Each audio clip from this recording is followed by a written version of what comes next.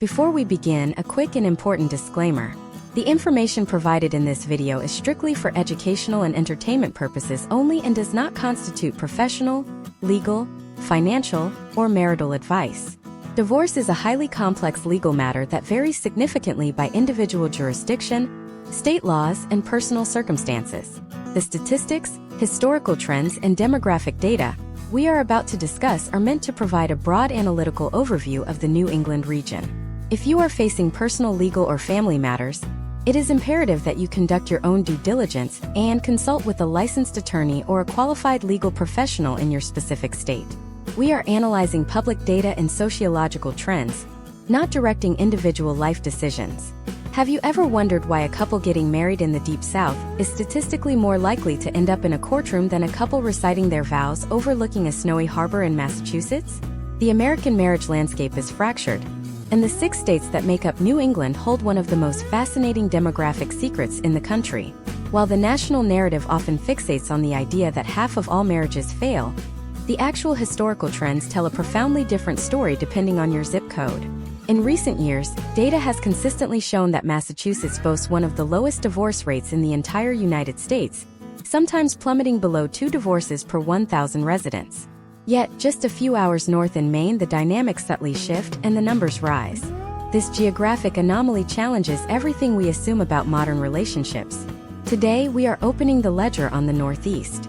We are going to meticulously break down the data across Massachusetts, Connecticut, Rhode Island, Vermont, New Hampshire, and Maine to understand what is truly happening behind closed doors. For our audience across the United States, the problem this solves for you today is clarity. We are cutting through the cultural noise and media sensationalism to provide a rigorous, data-backed understanding of how age, economics, and regional culture influence marital longevity. By analyzing these specific historical trends and demographic case studies, you will gain a comprehensive framework for understanding how macroeconomic factors might be silently shaping the statistical probability of your own life events. Whether you are studying sociology, analyzing demographic shifts for real estate and economic forecasting, or simply trying to understand the fabric of American society, this masterclass will equip you with the empirical data you need to see the bigger picture. To truly grasp the divorce statistics of New England, we must first establish a foundational understanding of how these metrics are calculated and why the methodology matters. When sociologists and government agencies such as the Centers for Disease Control and Prevention and the Census Bureau track marital dissolution, they typically utilize 2 primary metrics. The first is the crude divorce rate, which measures the number of divorces per 1,000 people in the total population. The second, and often more accurate metric for deep analytical work, is the refined divorce rate, which measures the number of divorces per 1,000 married women. When we apply these metrics to New England, a striking pattern emerges. Historically, the northeastern United States has consistently reported lower crude divorce rates than the South or the West. To understand why, we have to examine the demographic architecture of states like Massachusetts and Connecticut. One of the most critical variables influencing potential outcomes in marriage is the age at which individuals first tie the knot. New England leads the nation in delayed marriage. Data reveals that men and women in states like Massachusetts, New Hampshire, and Rhode Island often wait until their early to mid-30s to get married for the first time. For instance, recent estimates have shown median ages for first marriages in parts of New England hovering around 32 for men and 30 for women. This delay is not merely a cultural quirk. It is deeply intertwined with educational attainment and economic stability. New England is home to a dense concentration of higher education institutions. There is a strong, historically documented correlation between obtaining a bachelor's degree or higher and a reduced statistical likelihood of divorce. When individuals spend their 20s focusing on educational advancement and career establishment, they tend to enter marriage with greater financial resources and mature conflict resolution skills. Case studies and sociological research repeatedly highlight that financial stress is one of the primary catalysts for marital breakdown. By delaying marriage until a foundation of economic security is built, residents of New England are inadvertently insulating themselves against one of the most common statistical drivers of divorce. Furthermore, we must analyze the economic environment of the region. Connecticut provides an excellent case study in how broader economic conditions mirror domestic decisions. Researchers and legal professionals in Connecticut have observed that marriage and divorce rates often fluctuate in tandem with the economy. During periods of economic downturn or recession, there is frequently a temporary slowdown in divorce filings. The logic here is brutally practical. Dividing a household is expensive. The cost of maintaining two separate residences, paying legal fees, and splitting diminished assets often forces couples to delay legal separation. Conversely, during periods of economic prosperity, both wedding bells and divorce gavels strike more frequently. People have the disposable income to fund lavish weddings, and similarly, they have the financial liquidity to afford the high costs of dissolving a union. This economic elasticity is a crucial factor when reviewing historical trends in the Northeast, a region known for a higher cost of living. Let us compare this localized data with the broader national landscape to provide perspective. Consider a state like Nevada, which frequently posts some of the highest divorce rates in the country. Nevada's high turnover is largely driven by user-friendly marriage and divorce laws, famously characterized by walk-in chapels and relatively brief residency requirements for legal separation. New England operates on the opposite end of the legislative and cultural spectrum. The states in the Northeast generally do not feature an industry built around rapid matrimony. The process is often more deliberative, reflecting a cultural atmosphere that approaches the legal contract of marriage with a distinct level of caution and preparation. Even within New England, there is fascinating variance. While Massachusetts and Vermont frequently battle for the title of the lowest divorce rate in the nation, Maine typically records slightly higher figures. Maine's demographic profile differs from the southern New England states. It features a slightly older overall population, different economic drivers reliant more on natural resources and tourism than the concentrated financial and educational hubs of Boston or Hartford, and a higher percentage of rural communities. These variables mean that while Maine still sits comfortably below the national average for marital dissolution, its statistics provide a nuanced counterpoint to its immediate neighbors. Analyzing Maine allows us to see how subtle shifts in median income, rural isolation, and occupational environments can incrementally increase the statistical pressure on a marriage. Moreover, examining the historical trajectory over the past few decades reveals that divorce rates across the entire United States, including New England, have been on a gradual decline since their peak in the late 1970s and early 1980s. Sociologists attribute this long-term trend to several shifting variables, including the widespread social acceptance of cohabitation before marriage. In New England, cohabitation has become a standard developmental step for modern couples. By living together first, individuals are effectively testing the structural integrity of their relationship without the binding legal constraints of marriage. Consequently, many incompatible relationships dissolve prior to any legal registration, meaning they never appear in the official divorce statistics. This filtering process ensures that the couples who do eventually proceed to marriage in New England are statistically more likely to remain together, heavily skewing the region's overall success rate.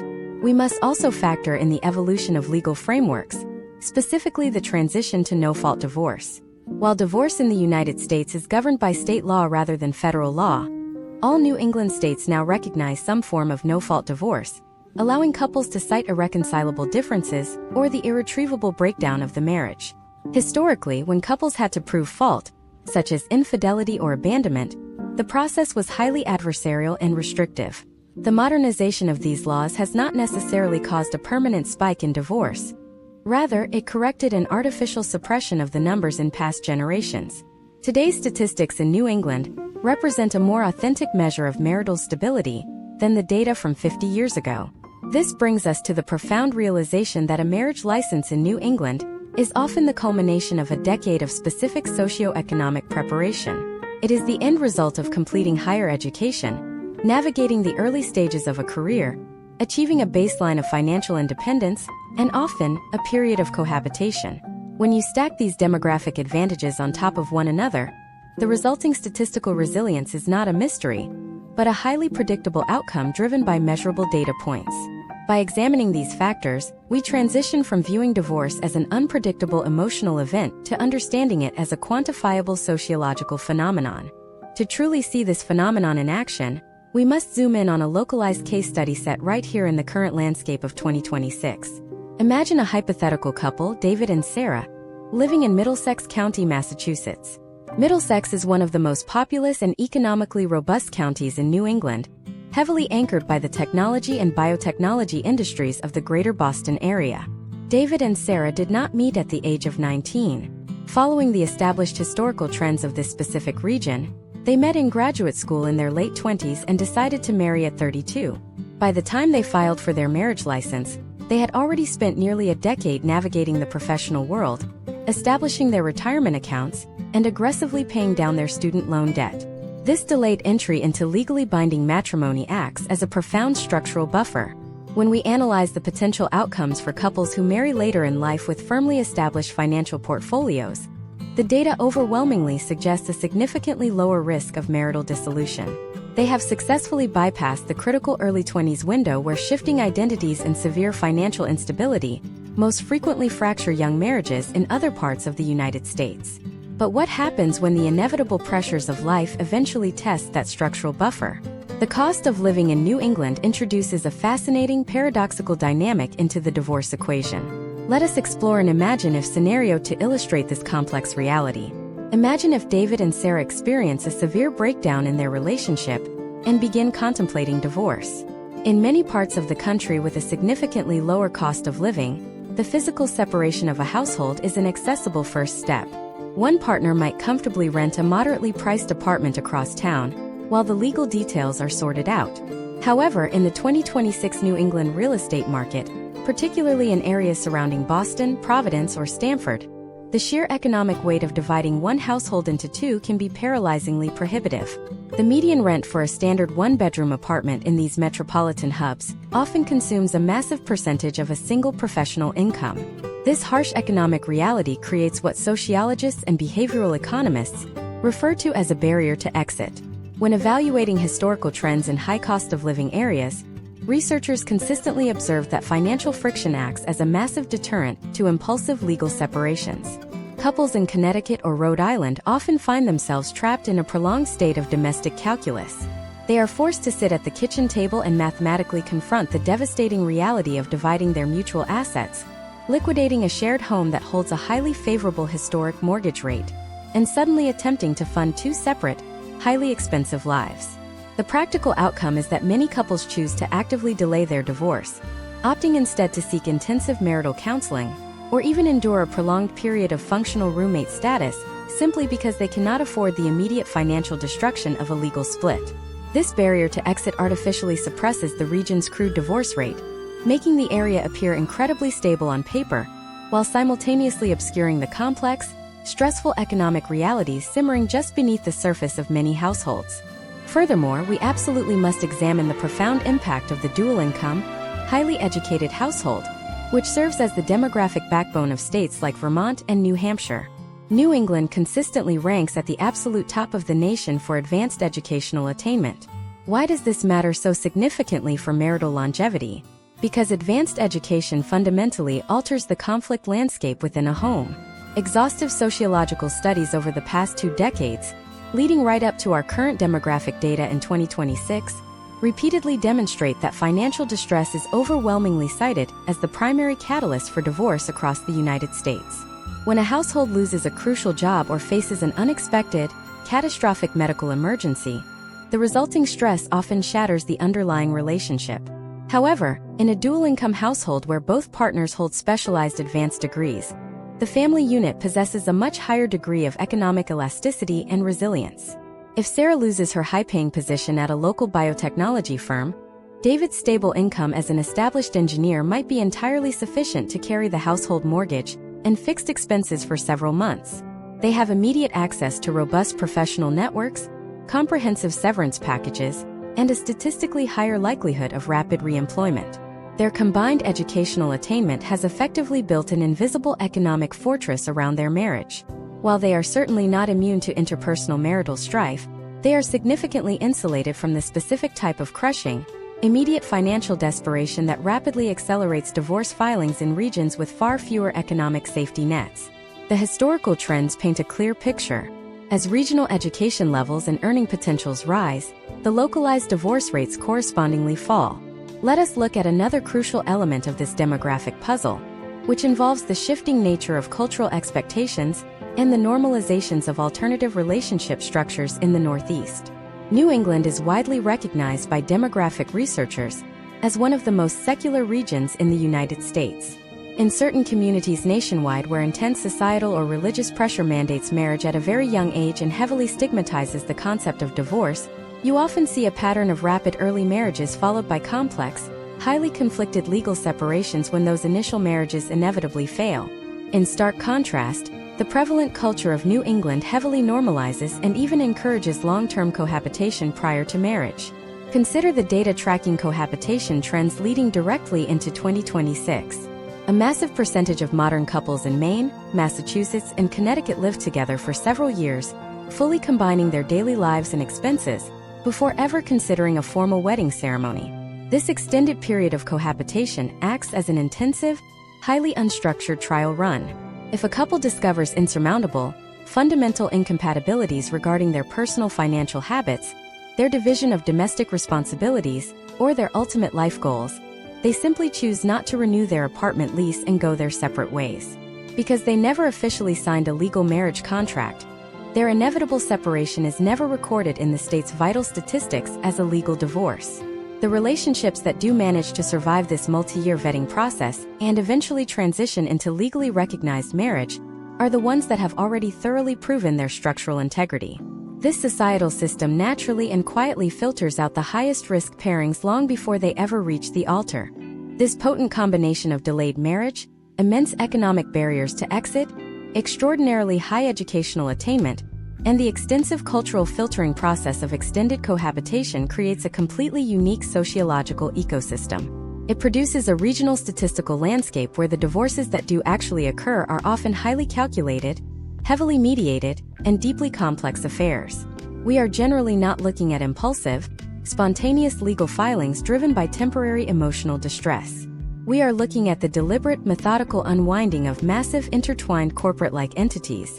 The dissolution of a typical New England marriage in 2026 often involves the intricate division of complex retirement accounts, the careful valuation of specialized professional practices, and highly contested real estate negotiations that absolutely require teams of financial analysts and specialized legal counsel to resolve.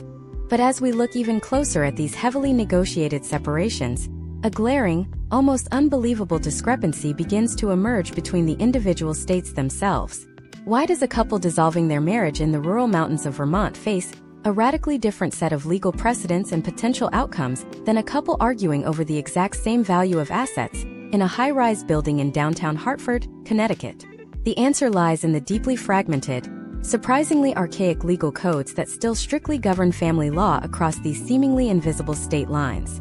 The data shows us the what, but the local state legislation dictates the how, and the localized variations are completely shocking. What specific legal loophole in one prominent New England state is currently causing out-of-state couples to quietly establish temporary residency, just to exploit its highly favorable divorce courts? And how could this hidden legal mechanism fundamentally alter the way we understand the entire region's published data? The answer lies in the deeply fragmented, surprisingly archaic legal codes that still strictly govern family law across these seemingly invisible state lines. The data shows us the what, but the local state legislation dictates the how, and the localized variations are completely shocking. What specific legal loophole in one prominent New England state is currently causing out-of-state couples to quietly establish temporary residency, just to exploit its highly favorable divorce courts? And how could this hidden legal mechanism fundamentally alter the way we understand the entire region's published data? The mechanism we are analyzing is a concept legally recognized as forum shopping. While the federal government dictates your income tax brackets and federal rights, the individual states maintain absolute sovereignty over the legal definitions of marriage and its dissolution. Because New England is geographically compact, it is incredibly common for high net worth individuals to live, work, and own real estate across multiple state lines. This proximity creates a unique geographic vulnerability in the statistical data. To understand the profound impact of this, we must examine the foundational difference in how the United States handles the division of marital property. Nationwide, states are divided into two distinct categories, which are community property states and equitable distribution states. Every single state in New England operates under the doctrine of equitable distribution. This is a critical legal framework that viewers must understand. In a community property state like California or Texas, assets acquired during the marriage are generally split straight down the middle in a mathematical 50-50 division. However, equitable distribution does not mean equal. It means fair. And fairness is an entirely subjective concept that rests almost entirely in the hands of a localized state judge. When a judge in New England divides a marital estate, they are legally mandated to weigh a complex matrix of factors, including the length of the marriage, the age and health of each spouse, their respective earning capacities, and the non-monetary contributions of a stay-at-home parent. Imagine if a couple, let us call them Michael and Jessica, are navigating a marital breakdown in the current year of 2026. Michael is an executive at a Boston-based financial firm, and Jessica sacrificed her own corporate career a decade ago to manage their household and raise their children. They reside primarily in Massachusetts but own a substantial vacation property across the border in New Hampshire. As their marriage deteriorates, their respective legal teams begin projecting the potential outcomes of a divorce filing. Massachusetts has historically maintained highly specific, rigidly structured alimony reform laws that cap the duration of spousal support, based precisely on the number of months the couple was legally married. Furthermore, Massachusetts courts have specific precedents regarding how they value complex executive compensation packages, unvested stock options, and future earning potential. But what if Jessica's legal counsel realizes that the historical trends in New Hampshire case law present a vastly different interpretation of equitable distribution? What if New Hampshire courts, in this specific scenario, historically award a higher percentage of the physical real estate to the non-working spouse to offset the loss of long-term alimony? Because the states share a border, Jessica might strategically decide to relocate to their secondary residence in New Hampshire. Every state requires a specific duration of residency before the local family courts claim legal jurisdiction over a marriage. In some jurisdictions, this can be as short as 6 months. By simply changing her primary mailing address, registering her vehicle in the new state, and quietly waiting out the statutory residency requirement, Jessica can legally force the dissolution of the marriage to be adjudicated under New Hampshire law rather than Massachusetts law. This strategic relocation fundamentally warps the public data we consume. When the finalized divorce is eventually stamped by the court, it becomes a permanent statistic belonging to New Hampshire. The entire socioeconomic history of that marriage, which was built, sustained, and ultimately fractured within the Massachusetts economy, is erased from the Massachusetts demographic data. The state of origin generates a ghost statistic, falsely suppressing its own crude divorce rate, while the destination state absorbs an artificial inflation of its metrics.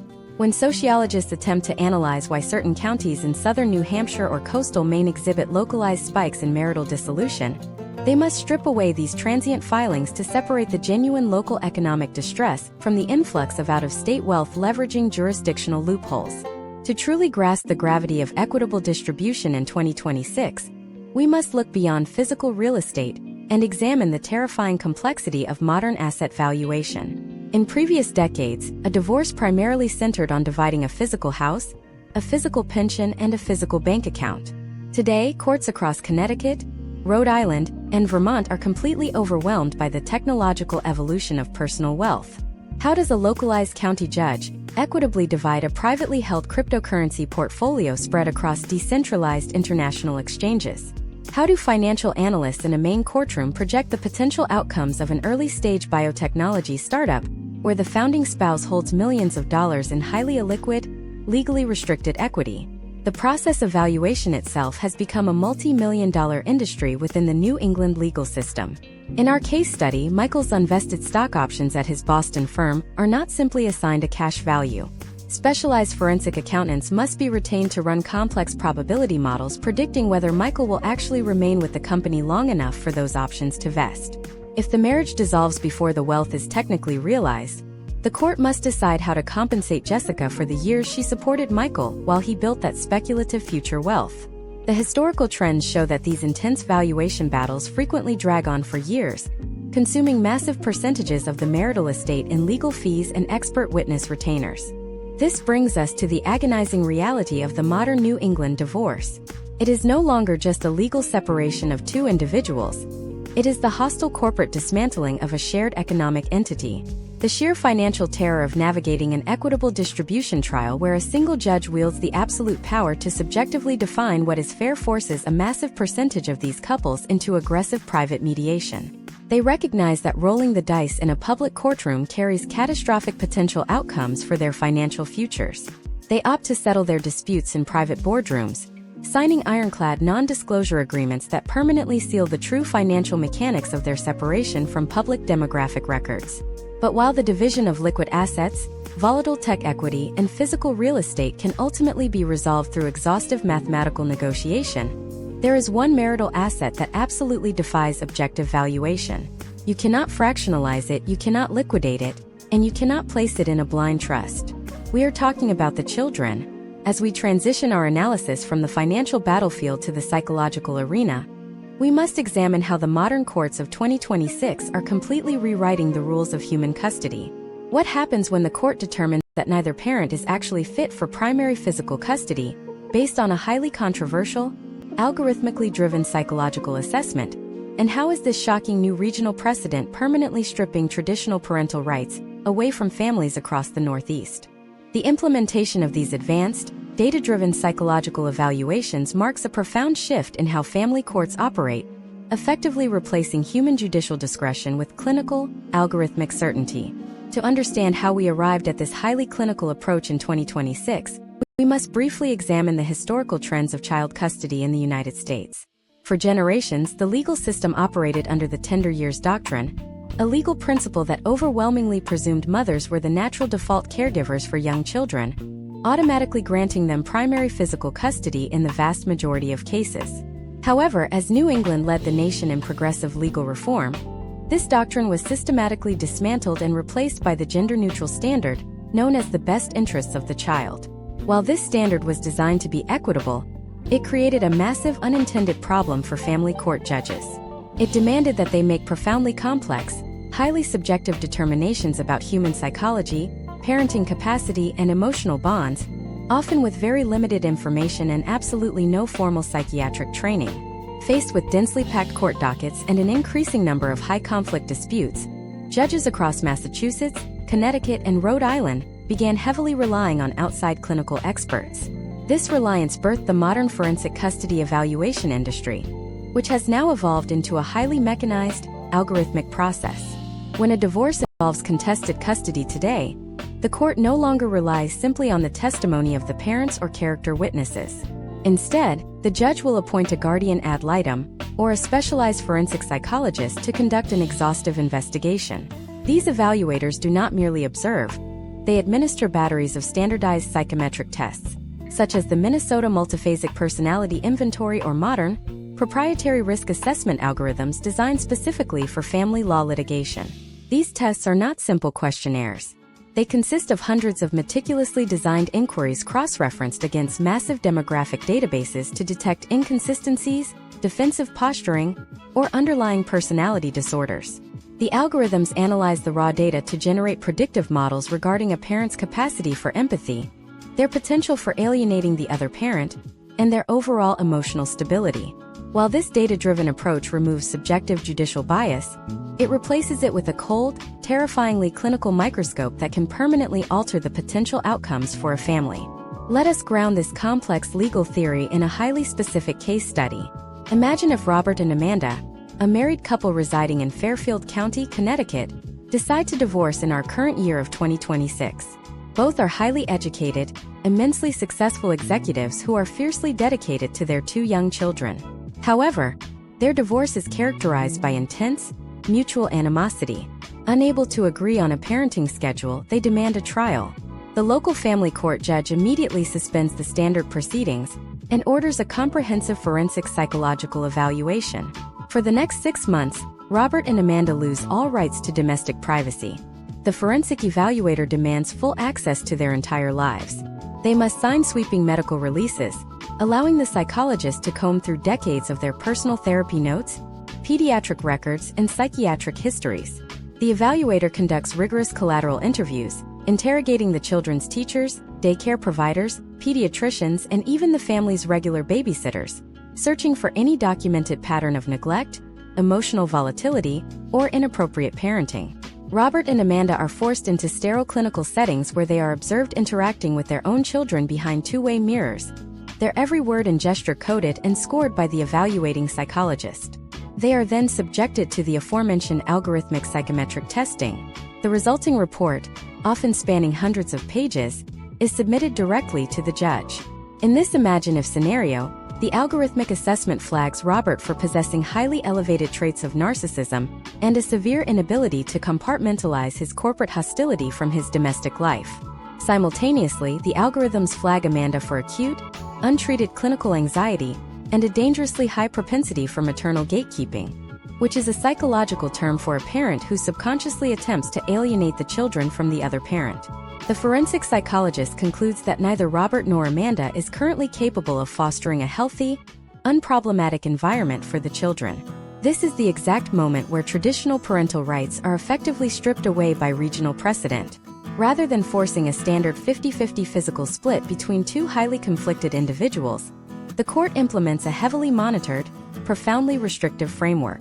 The judge orders shared legal custody, but mandates the immediate appointment of a third-party parenting coordinator. This coordinator is a licensed mental health professional or specialized attorney endowed by the state with quasi-judicial authority. Suddenly, Robert and Amanda can no longer make basic daily decisions about their children's lives. If they disagree on a medical treatment, a choice of private school, or even a simple adjustment to the holiday visitation schedule, they cannot simply argue it out or compromise. They must submit the dispute to the parenting coordinator, who issues a legally binding directive. They are paying a court-appointed stranger hundreds of dollars an hour to effectively co-parent their own children. Furthermore, the court might mandate that both parents undergo specific, heavily monitored cognitive behavioral therapy, requiring them to submit regular compliance reports back to the judge just to maintain their existing, fragmented visitation rights.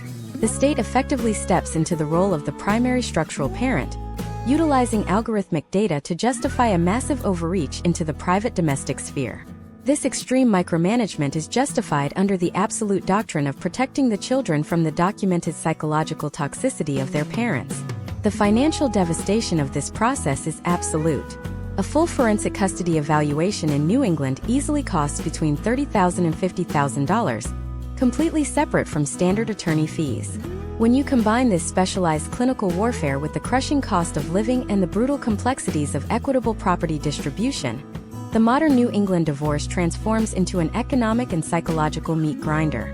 It is a system so deeply traumatic and financially exhaustive that it permanently alters the trajectory of multiple generations within a single family tree. Yet, while families with young children are fighting these algorithmic battles in the clinical trenches of the family court system, an entirely different, incredibly silent demographic crisis is quietly accelerating across the idyllic suburbs of New Hampshire and the coastal retirement communities of Maine.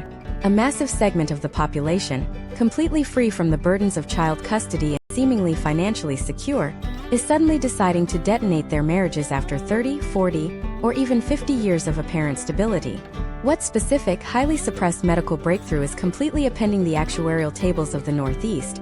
And why are couples in their late 60s suddenly realizing that staying together is statistically more dangerous to their long-term survival than facing the profound isolation of a late-stage divorce?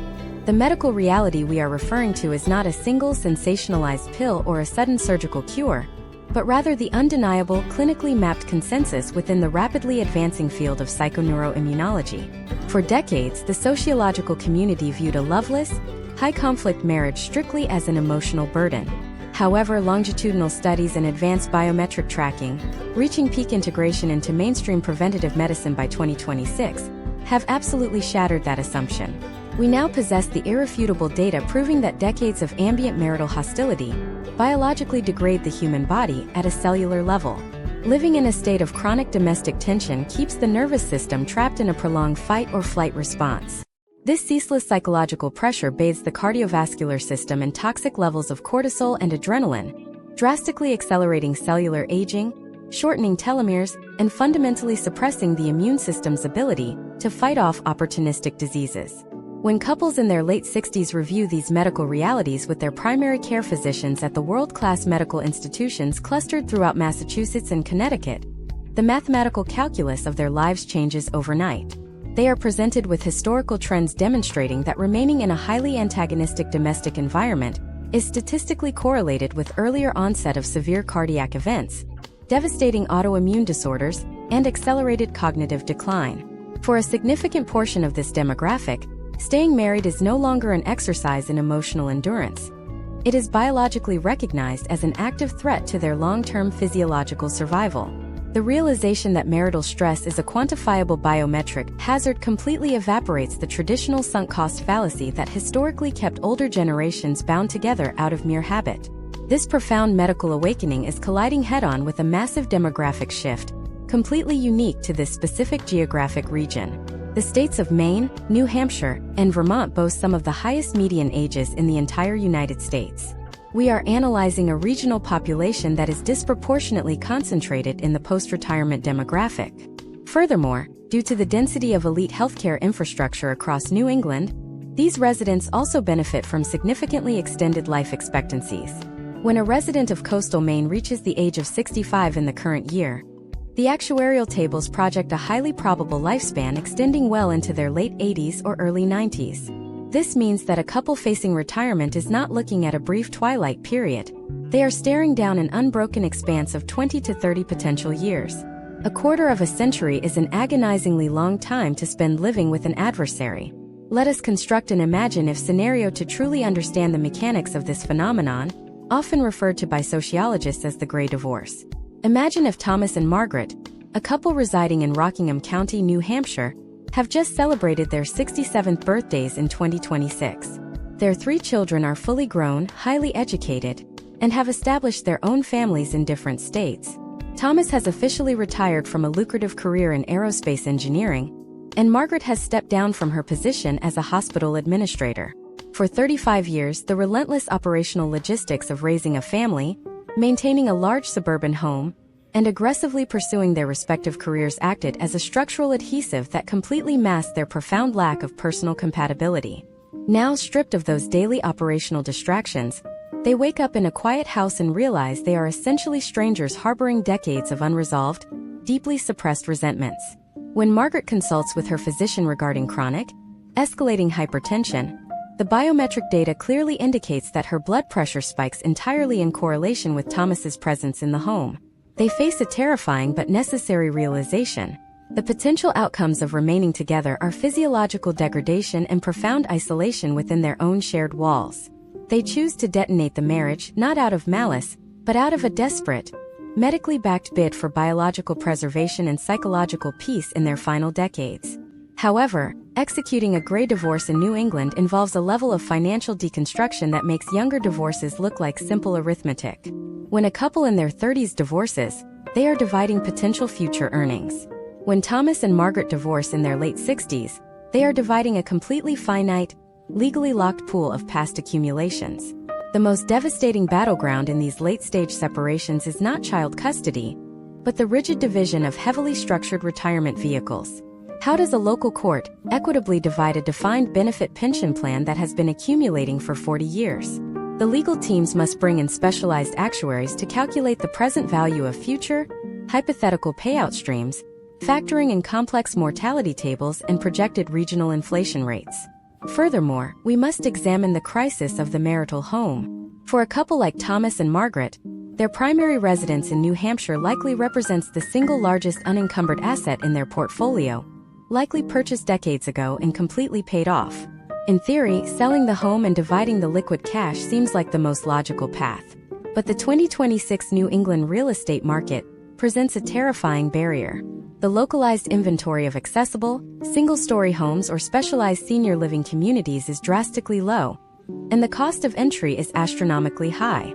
If they sell their 4-bedroom colonial, the divided equity might not actually be sufficient for both Thomas and Margaret to independently purchase suitable, separate residences in the exact same county, forcing one or both of them to completely relocate away from their established social support networks and preferred medical providers.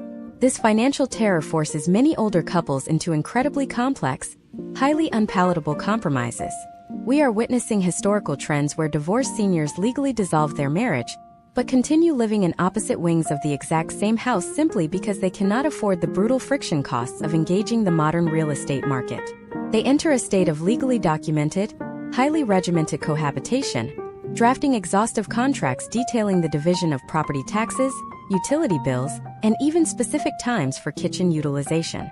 It is a sterile corporate dissolution of a family unit, driven entirely by the unforgiving economic realities of the Northeast. But while the division of physical property and retirement portfolios presents a massive logistical hurdle, It completely pales in comparison to the absolute bureaucratic nightmare waiting for them at the federal level. The dissolution of a long-term marriage triggers a terrifyingly complex chain reaction within the massive, deeply convoluted systems of Medicare and the Social Security Administration. When a couple in their late 60s legally severs their union, they are suddenly forced to navigate a labyrinth of federal entitlement regulations that can financially ruin an uneducated spouse. But how exactly does a couple in their 70s divide a lifetime of combined Social Security benefits? What specific, heavily guarded mathematical formula does the federal government use to dictate exactly who gets what? And how can one simple, seemingly innocent legal misstep during the final divorce decree leave a newly single senior completely stripped of their health care and entirely bankrupt? The federal government does not care about equitable distribution, localized cost of living, or the emotional nuances of a separation. The Social Security Administration operates on rigid, inflexible mathematical formulas that can utterly devastate an uninformed individual. The most critical benchmark in the entire federal entitlement system for a divorcing senior is the 10-year rule. If a marriage lasts for exactly 9 years and 11 months before the final divorce decree is stamped by the court, the lower-earning spouse is completely severed from the primary earner's lifetime accumulation of Social Security benefits.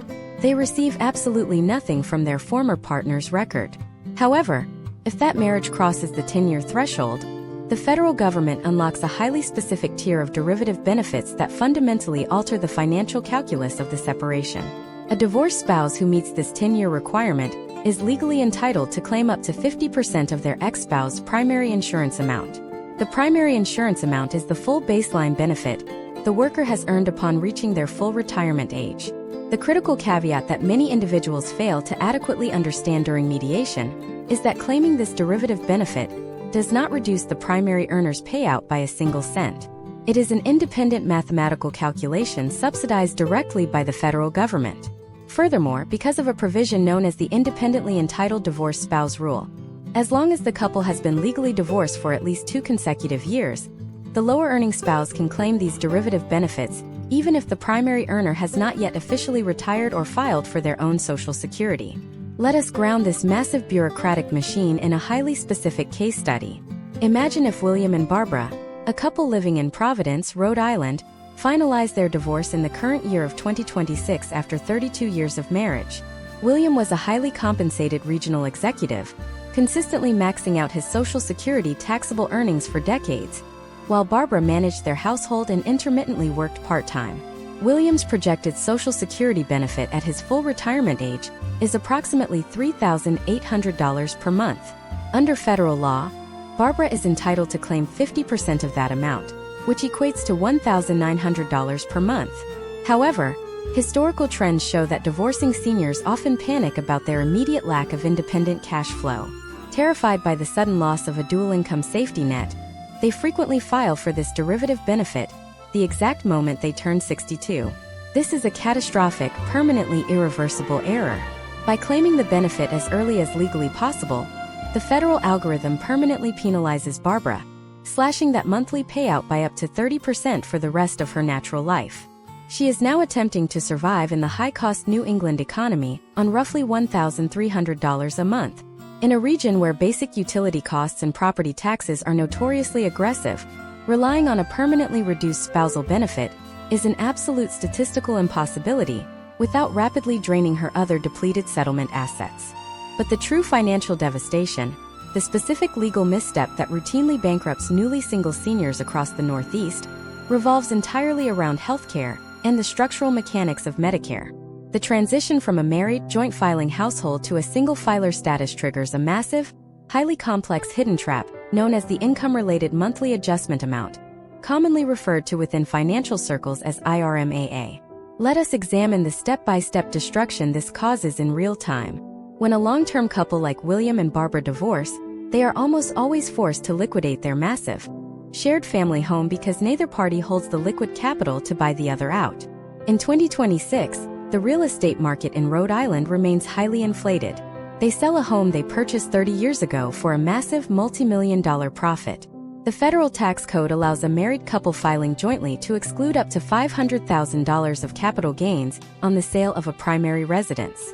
But because the house is liquidated as part of the divorce, and they are now filing as newly divorced single individuals, their individual capital gains exclusion drops instantly to only $250,000. When Barbara claims her half of the home sale proceeds, the resulting taxable profit artificially creates a massive, one-time spike in her modified adjusted gross income for that specific tax year. The Social Security Administration monitors this Internal Revenue Service tax data with ruthless, automated efficiency. 2 years later, the federal algorithm detects that massive income spike from the forced home sale and automatically classifies Barbara as a high-income earner, completely ignoring the fact that the money was a one-time divorce settlement used to buy a smaller condo. As a direct consequence, she is slapped with severe RMA surcharges. Her standard Medicare Part B premiums instantly double or triple, and her Medicare Part D prescription drug coverage premiums skyrocket. She is suddenly bleeding hundreds of additional dollars every single month directly out of her permanently reduced Social Security check to pay for the exact same medical coverage she had the year prior. She has effectively been penalized by the federal government for the mandatory liquidation of her marital assets. Furthermore, we must analyze the terrifying potential outcomes for spouses who finalize their divorce just before reaching the Medicare eligibility age of 65. If a 63-year-old spouse loses access to their partner's robust, employer-sponsored corporate health insurance due to a final divorce decree, they are immediately thrown into the private market or forced onto COBRA continuation coverage. COBRA requires the individual to pay the entire health insurance premium, including the massive portion previously subsidized by the employer, plus an administrative fee. In the 2026 New England healthcare market, a single comprehensive premium for a senior with standard pre-existing age-related conditions can easily exceed $1,500 every single month. Paying this exorbitant, unyielding cost out of pocket for 2 straight years until Medicare officially kicks in completely obliterates whatever liquid cash settlement they managed to secure in the divorce proceedings. The intersection of equitable distribution laws, forced asset liquidation, and rigid federal entitlement algorithms creates a statistical minefield where a single poorly timed signature on a divorce decree essentially guarantees a final decade of medical poverty. Legal professionals and specialized financial analysts must coordinate with absolute, surgical precision to time the asset division and the final judgment to protect the individual's adjusted gross income and strictly preserve their federal health benefits. But while the federal government's formulas are visible and mathematically predictable on paper, there is a far more insidious financial predator hiding within the demographic data of the gray divorce. What happens when a spouse discovers during the final stages of asset division that their partner has been secretly leveraging a highly complex, predatory financial instrument against their shared real estate for over a decade? And how does the terrifying reality of hidden marital debt instantly override decades of equitable distribution laws and permanently destroy the surviving partner's entire net worth?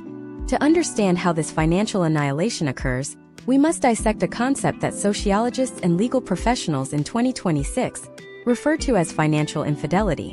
When most people hear the term infidelity, they immediately picture a romantic or physical betrayal. But in the ruthless, highly litigious arena of a modern New England divorce, the most devastating betrayal rarely happens in a hotel room. It happens on a decentralized ledger, within a hidden corporate shell, or via a digitally signed commercial loan document. Financial infidelity is the deliberate, systemic concealment of massive liabilities. We are not analyzing a scenario involving a secret credit card with a few $1,000s of retail purchases.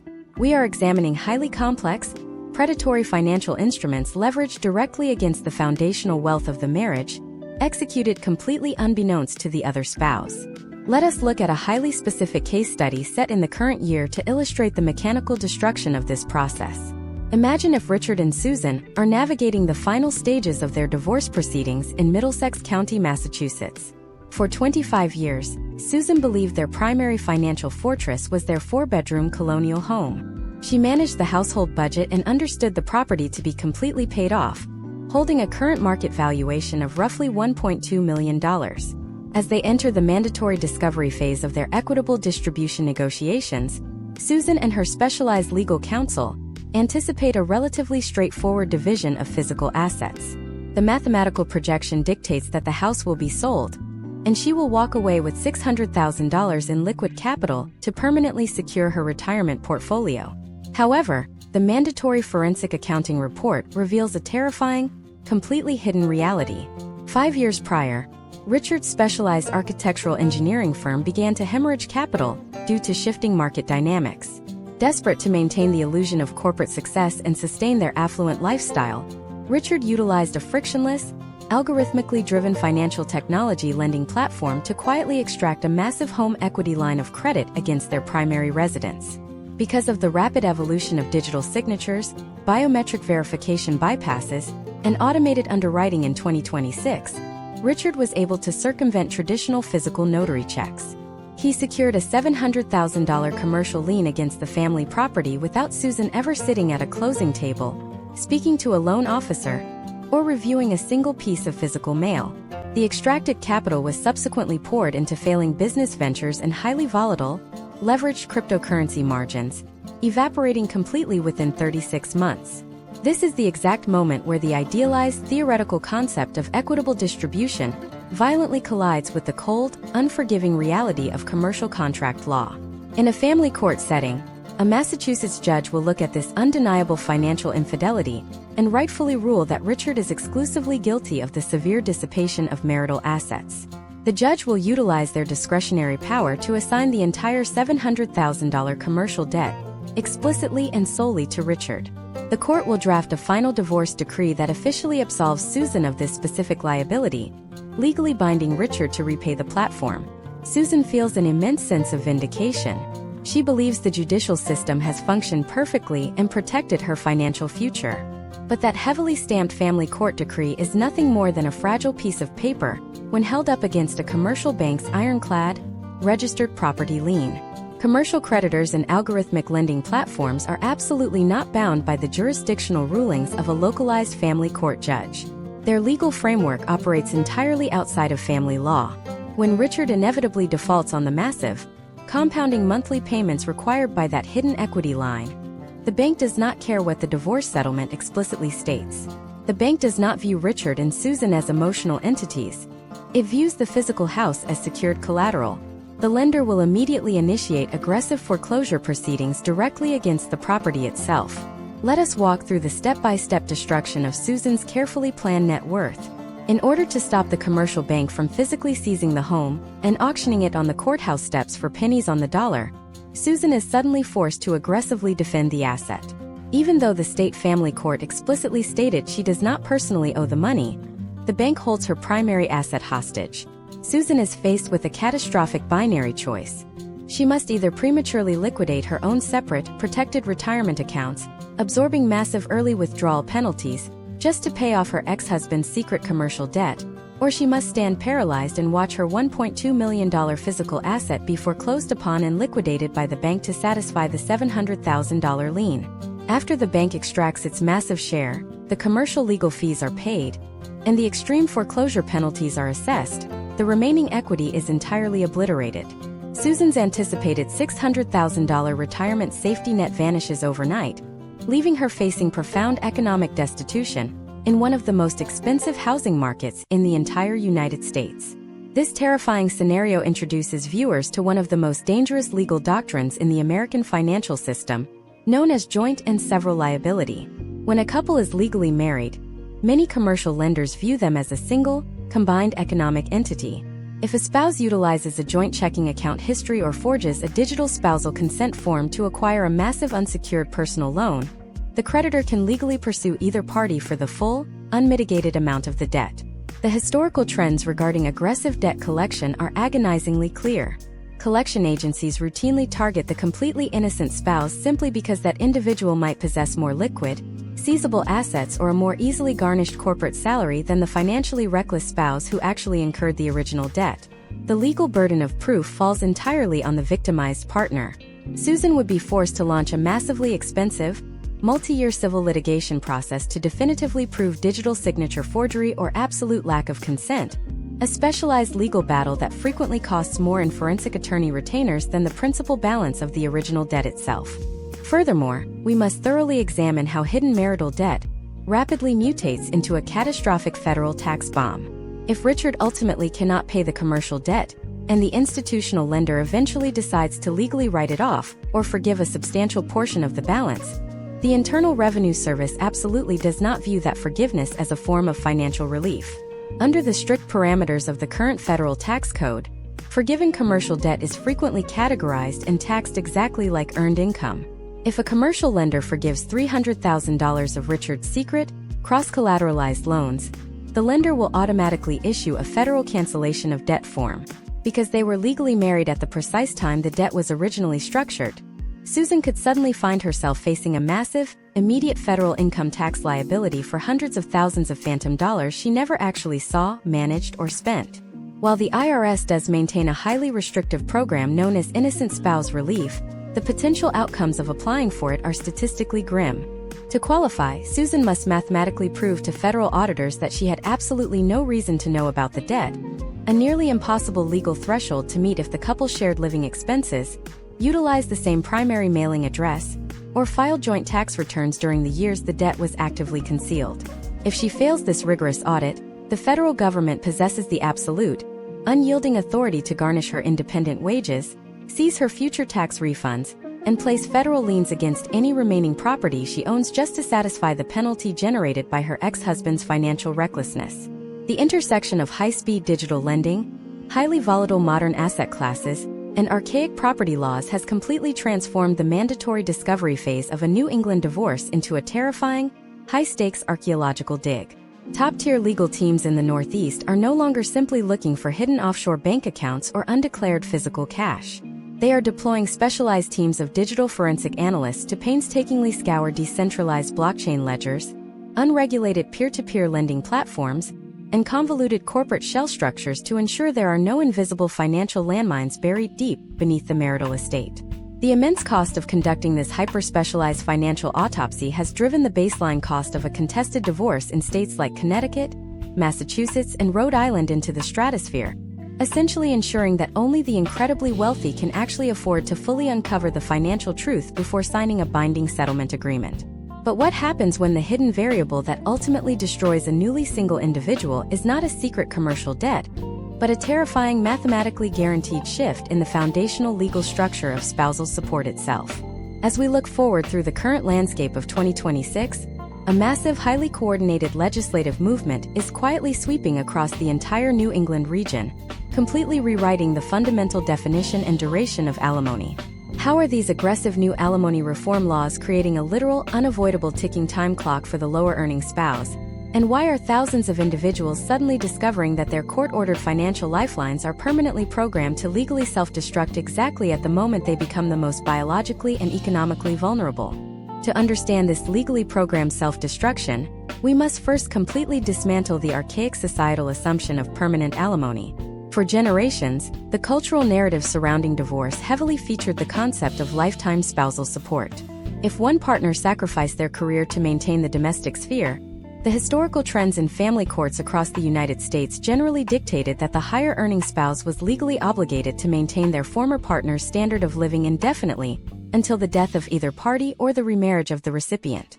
However, an aggressive, sweeping legislative revolution that originated in Massachusetts and rapidly influenced the surrounding New England states has systematically eradicated this concept.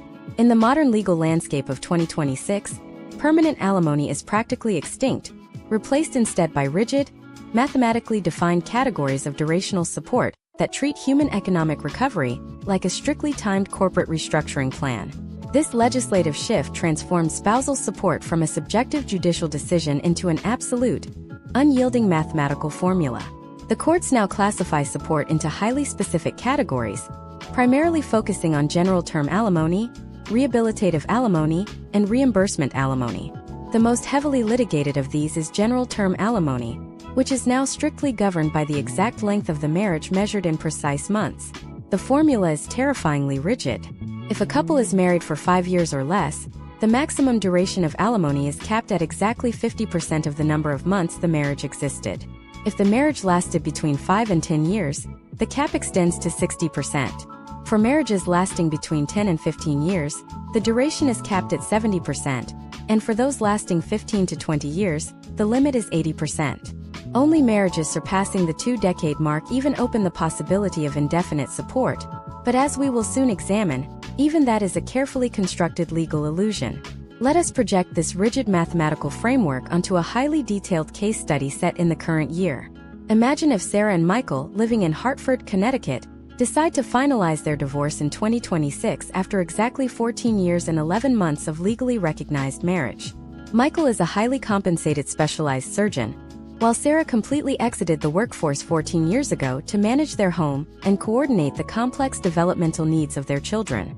Because their marriage falls just under the 15-year threshold, the court algorithm automatically dictates that Sarah is eligible to receive general term alimony for a maximum of 70% of the length of their marriage. This mathematically equates to roughly 10.4 years of financial support. For the first decade following the separation, this court-ordered financial lifeline provides Sarah with the necessary capital to secure independent housing, fund her daily existence, and attempt to re-enter a highly competitive, technologically advanced workforce that has completely bypassed her for 15 years. However, this system creates a terrifying, invisible ticking time clock. Exactly 10.4 years after the judge stamps the final decree, the legal obligation completely vanishes. Michael is no longer required to transfer a single dollar to Sarah. This catastrophic financial cliff arrives precisely when Sarah is entering her late 50s or early 60s. This is the exact biological moment when age-related health complications begin to systematically compound, when her baseline medical expenses dramatically increase, and when her potential to secure high-paying corporate employment is statistically at its absolute lowest due to well-documented historical trends in age discrimination within the modern labor market. The legal system has mathematically engineered her financial support to self-destruct at the exact moment her biological and economic vulnerabilities peak. But the legislative mechanisms of 2026 contain an even more devastating trapdoor designed to instantly terminate support, regardless of the original timeline. The most aggressive weapon utilized in modern New England family law is the cohabitation clause. Historically, alimony was only terminated if the receiving spouse legally remarried. However, modern alimony reform laws recognize that the high cost of living in the Northeast frequently forces divorced individuals to share housing without ever signing a formal marriage certificate. Therefore, the law now explicitly states that if the lower-earning spouse maintains a common household with another person for a continuous period of roughly 3 months, the paying spouse can immediately petition the court to suspend, reduce, or completely terminate all financial support. Let us revisit our imagine-if scenario with Sarah. 5 years into her alimony timeline, the crushing inflation and escalating property taxes in Connecticut force Sarah to seek a roommate to split the immense cost of her monthly rent. She decides to move in with a new romantic partner, completely merging their daily logistics to survive the brutal economic climate of 2026. She does not get legally married, believing her durational alimony is secure for another 5 years. This is a fatal miscalculation. Michael's specialized legal team immediately deploys private investigators and utilizes advanced, legally permissible digital forensics to document this cohabitation. They subpoena Sarah's utility bills to prove shared residency. They utilize algorithmic social media scraping to document the shared timeline of the relationship, and they meticulously track shared grocery deliveries to a single address.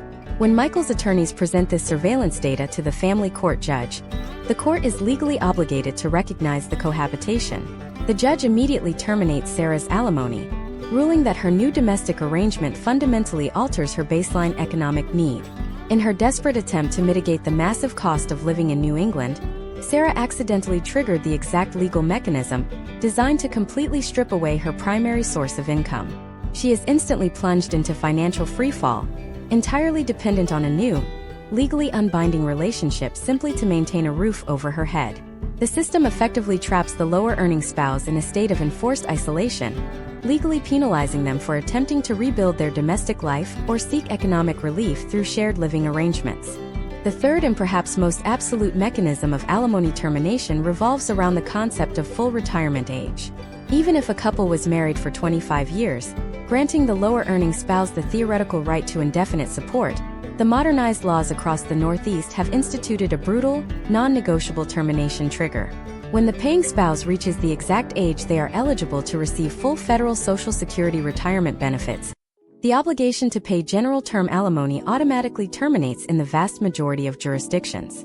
Imagine if a couple divorces in their late 50s after a 30-year marriage. The lower-earning spouse receives a substantial alimony award, believing this capital will fund their golden years. However, the moment the higher-earning spouse turns 67 and reaches federal retirement age, they can file a simple motion to completely eliminate the alimony payment. The court generally grants this termination, ruling that the paying spouse has the absolute right to retire and should not be forced to continue generating high income simply to fund their former partner. The devastating reality is that this termination completely ignores whether the lower-earning spouse has actually secured enough independent retirement capital to survive. They are abruptly cut off from their primary revenue stream just as they cross the threshold into old age, forced to rely entirely on the fragmented, heavily penalized Social Security derivative benefits we examined earlier. This highly structured, mathematically ruthless system of alimony reform has completely altered the strategic landscape of the modern New England divorce. It has transformed the legal process from a negotiation of equitable fairness into a high-stakes actuarial calculation where attorneys use software to model the exact month and year a spouse will run out of money. It forces lower-earning spouses to accept radically disproportionate property settlements upfront, desperately attempting to secure liquid capital because they know the monthly support payments are legally guaranteed to eventually evaporate. But what happens when this intense, mathematically driven pressure cooker environment completely fractures the psychological stability of the individuals involved? As we shift our focus from the cold, calculated algorithms of financial distribution to the deeply disturbing realities of modern litigation strategy, we must uncover a terrifying tactic that is currently overwhelming the family courts across the Northeast. How are highly paid, aggressive legal teams actively weaponizing the court system itself to intentionally inflict psychological trauma? And what specific highly calculated form of legal abuse is designed to systematically bankrupt an opponent before they ever even reach a settlement table? The term utilized by legal scholars and specialized family law practitioners in 2026 to describe this specific form of calculated destruction is litigation abuse, often referred to within the industry as paper terrorism or attrition warfare. This is not about seeking a fair and equitable settlement. It is the deliberate, strategic weaponization of the judicial process itself. The goal is no longer to win a legal argument in front of a judge. The primary objective is to mathematically exhaust the opposing side's financial capital and systematically shatter their psychological endurance until they are forced to completely surrender their legal rights out of sheer, unadulterated desperation. To fully comprehend how this operates within the high-wealth corridors of New England, we must analyze the exact mechanics of the billable hour model. In the affluent jurisdiction spanning from Fairfield County, Connecticut, up to the metropolitan suburbs of Boston, family law operates on an incredibly expensive metric. Highly specialized divorce attorneys in these regions frequently charge anywhere from $500 to well over $1,000 for a single hour of their time. A well-resourced spouse completely understands this fundamental financial vulnerability and actively instructs their legal team to exploit it by filing a relentless, unyielding avalanche of frivolous motions. They bury the lower-earning spouse in a blizzard of mandatory legal paperwork, transforming the court system into a tool of economic oppression. Let us construct a highly detailed imagine-if scenario to observe this attrition warfare in real time. Imagine if David and Emily are engaging in a highly contested divorce in 2026. David is a senior executive at a prominent Boston-based private equity firm, possessing millions of dollars in highly liquid assets and complex corporate compensation packages. Emily, conversely, has been entirely reliant on his income for 20 years, managing their domestic life and raising their 3 children. The moment Emily files the initial divorce petition, David does not attempt to mediate or negotiate fairly. Instead, his aggressive legal team initiates a calculated campaign of financial destruction.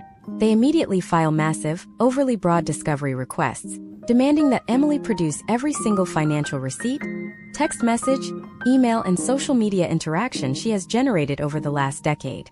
When Emily's attorney inevitably and rightfully objects to this completely unreasonable, highly invasive intrusion into her privacy, David's team immediately files a motion to compel, forcing a mandatory in-person court appearance.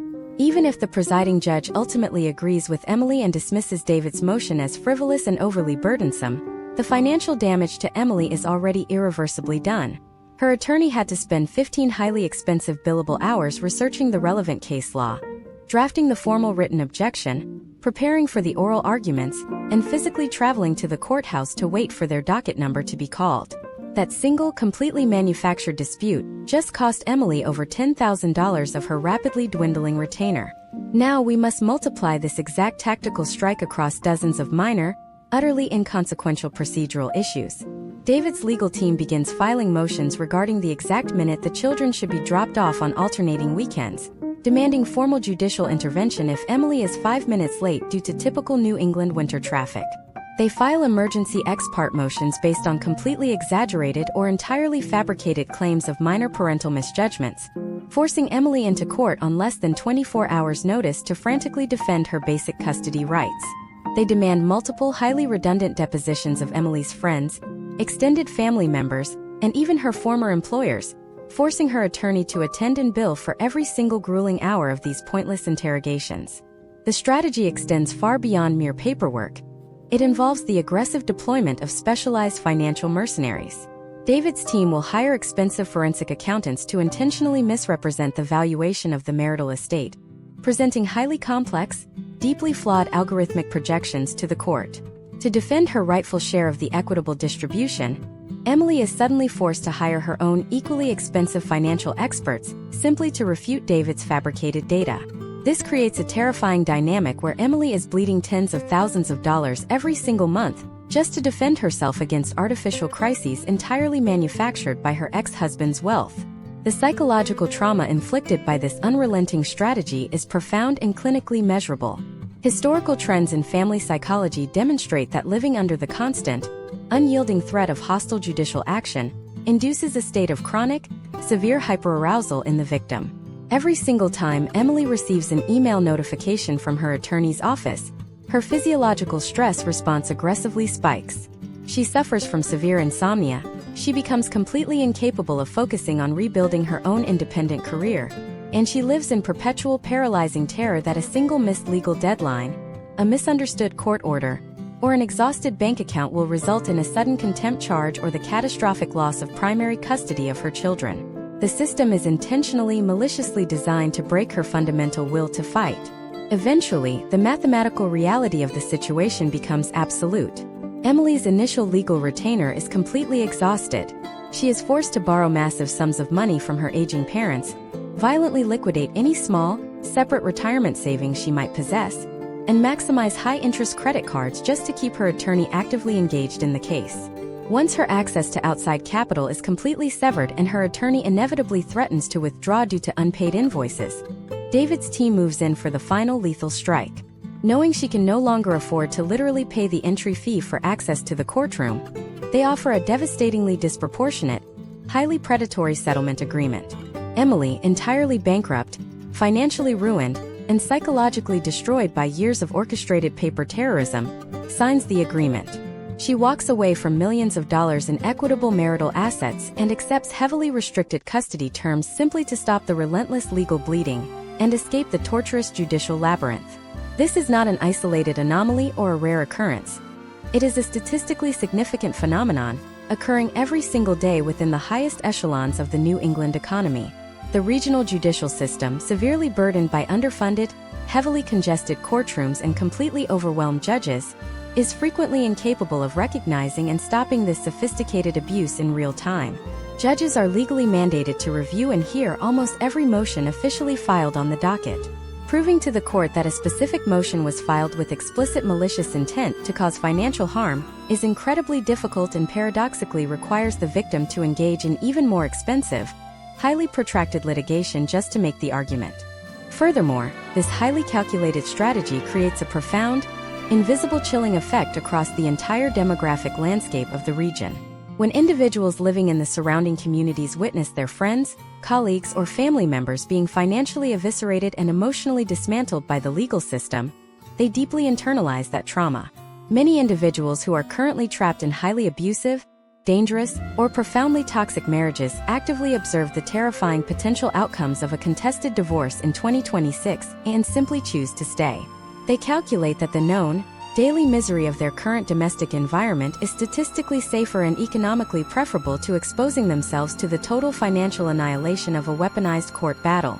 This silent terror artificially suppresses the localized divorce statistics, masking a vast underground network of broken households held together exclusively by the fear of legal destruction. This systemic failure forces us to confront the ultimate, overarching reality of the New England divorce landscape. We have exhaustively examined the delayed marriage demographics, the crushing local cost of living, the clinical algorithms deciding human custody, massive destruction of late-stage retirement assets, and the ruthless weaponization of the courts. But when we take all of these highly localized factors, these incredibly specific regional case studies, and overlay them directly onto the massive shifting tectonic plates of the broader American economy, what is the final, undeniable statistical truth about the future of the family unit in the Northeast? What is the ultimate conclusion that demographers and sociologists are desperately warning us about right now in 2026? And how will this specific regional trend fundamentally alter the entire economic structure of the United States over the next 2 decades? The ultimate statistical truth that demographers and sociologists are desperately warning us about right now in 2026 is the complete and permanent structural collapse of the traditional nuclear family as the foundational economic unit of the Northeast. When we aggregate the historical trends of delayed marriage, plummeting birth rates, hyper-aggressive litigation abuse, and the massive surge in late-stage gray divorces, we are forced to confront a terrifying macroeconomic reality.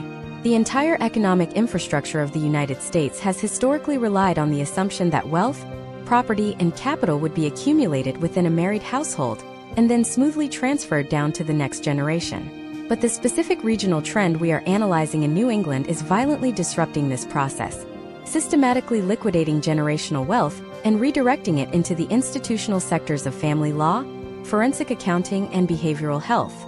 This is fundamentally altering the economic structure of the nation by entirely destroying the greatest anticipated intergenerational wealth transfer in human history. To fully grasp the magnitude of this disruption, we must examine a highly detailed case study focused on the mechanics of inheritance in the current year. Imagine if a 35-year-old man named Christopher is living in Cumberland County, Maine in 2026. For his entire adult life, Christopher has factored a massive future inheritance into his long-term financial planning. His parents, who have been married for 40 years, own a pristine, fully paid-off coastal property valued at $2.5 million, alongside extensive retirement portfolios. Under traditional historical trends, upon their passing, this wealth would seamlessly transfer to Christopher, allowing him to pay off his own educational debt, invest in the local economy, and fund the next generation of his own family tree. However, Christopher's parents fall victim to the exact gray divorce phenomenon we dissected earlier. The moment they enter the New England family court system, their massive estate ceases to be a family asset and instantly transforms into a battlefield for equitable distribution. Over the course of a brutal 4-year litigation process, the parents are forced to liquidate hundreds of thousands of dollars from their retirement accounts simply to pay the retainers for specialized divorce attorneys, forensic asset evaluators, and court-appointed mediators. When the judge finally issues the divorce decree, the coastal home must be forcibly sold to physically divide the remaining equity. But because they are now 2 single elderly individuals facing the punishing cost of living in 2026, they both rapidly consume their respective halves of the settlement just to secure separate housing and fund their individual medical care over the next decade. The potential outcomes for Christopher are absolute financial devastation. By the time his parents eventually pass away, the $2.5 million estate has been entirely evaporated by the friction costs of the divorce and the subsequent duplicate living expenses. Christopher inherits absolutely nothing. Now multiply Christopher's case study by hundreds of thousands of households across Massachusetts, Connecticut, Rhode Island, Vermont, New Hampshire, and Maine. We are witnessing billions of dollars in middle-class and upper-middle-class family wealth being aggressively siphoned out of the generational pipeline. Instead of passing down to millennials and Generation Z to stimulate future economic growth, this capital is being permanently absorbed by the legal industry and the commercial real estate market. This massive liquidation of family wealth is simultaneously triggering a catastrophic structural crisis within the New England housing market. The historic architecture of the Northeast suburbs was explicitly designed for a very specific demographic reality that no longer exists. Entire towns in Connecticut and Massachusetts are saturated with massive 4-bedroom colonial homes built for single-family, dual-income households with 3 children. But the demographic data in 2026 clearly dictates that the fastest-growing household type in the region is the single-person occupancy, driven largely by divorced individuals and younger residents who are terrified to ever enter a marriage contract. This creates a terrifying real estate paradox. We have a massive oversupply of large, aging suburban homes that no single divorced individual can reasonably afford to maintain or heat during a New England winter, coupled with a drastic, paralyzing shortage of high-density, single-occupancy micro-apartments. Because zoning laws in these historic towns heavily restrict the construction of high-density housing, the region is facing economic gridlock. Divorced individuals are trapped in massive homes they cannot afford, slowly bleeding their net worth into property taxes and maintenance, while the younger generation is completely priced out of the state entirely because they cannot find affordable single units. This specific regional trend is forcing municipalities to fundamentally rewrite their zoning legislation, completely altering the physical landscape of the suburbs in real time. Furthermore, we must closely analyze how corporate America is aggressively reacting to this sociological shift. Major corporations headquartered in Boston, Hartford, and Providence are entirely dependent on highly educated, hyper-specialized human capital. When their top executives and senior engineers are trapped in the psychological meat grinder of litigation abuse and algorithmic custody battles, their corporate productivity completely plummets. In 2026, human resources departments are actively restructuring their entire benefits packages to reflect this new reality. We are seeing a massive shift away from traditional family planning benefits. Instead, forward-thinking companies are now offering corporate-sponsored legal defense funds for divorce litigation, premium subscriptions to algorithmic co-parenting communication platforms, and extensive mental health stipends specifically tailored for post-divorce trauma recovery. The corporate infrastructure of the United States is officially recognizing and subsidizing the dissolution of the family unit because it has become a statistical inevitability within their workforce. But the most chilling macroeconomic alteration resulting from this entire data set is the generational opt-out. The younger populations of New England are acutely observing the exact data points, historical trends, and potential outcomes we have explored in this masterclass. They are watching their parents and older colleagues be financially eviscerated and psychologically dismantled by a weaponized legal system. Their logical, mathematically driven response is to simply refuse to participate. They are actively choosing to bypass the legal contract of marriage entirely. Consequently, the birth rates across the Northeast have plummeted to historic, catastrophic lows. States like Vermont and Maine are currently facing negative population replacement rates, meaning more people are dying or leaving than are being born. Without a massive influx of new generation workers to sustain the tax base, fund the state pension systems, and consume local goods, the regional economies of the Northeast face the terrifying prospect of long-term irreversible stagnation. The strict, unyielding laws of equitable distribution, the normalization of litigation warfare, and the algorithmic policing of human custody were originally designed to create fairness in the dissolution of a family. Instead, they have inadvertently created an environment so legally perilous and financially toxic that the very concept of the American family is mathematically disintegrating. This brings us to the end of our analysis of the Northeast, but the legal mutations surrounding modern relationships are not confined to this single region. While New England is drowning in the clinical algorithms of asset division and child custody, an entirely different, incredibly terrifying legal precedent is quietly being established on the exact opposite side of the country. What exactly is happening right now in the closed-door courtrooms of Silicon Valley, where specialized family court judges are suddenly being asked to legally divide artificial intelligence assets, digital consciousness, and biologically engineered future investments, and how will the impending collision of family law and hyper-advanced technology completely redefine the legal definition of human ownership in our next masterclass?